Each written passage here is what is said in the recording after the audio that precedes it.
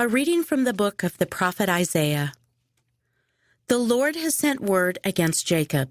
It falls upon Israel, and all the people know it. Ephraim and those who dwell in Samaria, those who say in arrogance and pride of heart, bricks have fallen, but we will build with cut stone. Sycamores are felled, but we will replace them with cedars.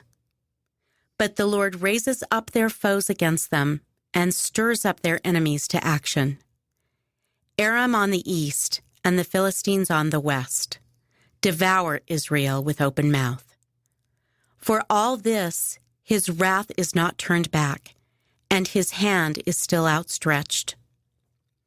The people do not turn to him who struck them, nor seek the Lord of hosts. So the Lord severs from Israel head and tail, palm branch and reed in one day. The elder and the noble are the head. The prophet who teaches falsehood is the tail. The leaders of this people misled them, and those to be led are engulfed. For this reason, the Lord does not spare their young men, and their orphans and widows he does not pity.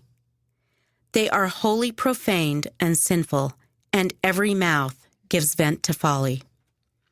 For all this, his wrath is not turned back. His hand is still outstretched. For wickedness burns like fire, devouring briar and thorn.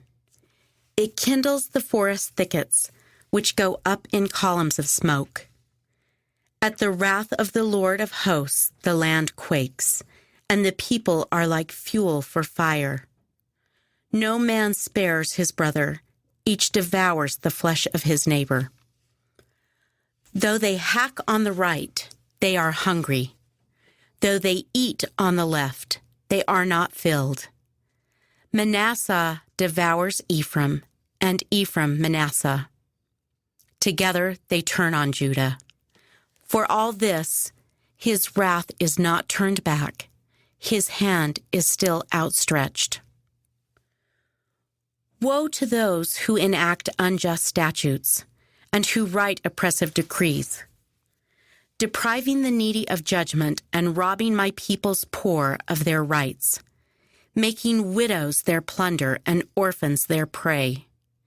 What will you do on the day of punishment when ruin comes from afar?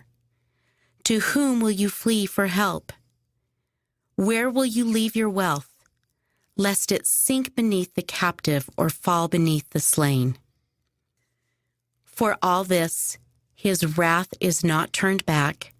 His hand is still outstretched.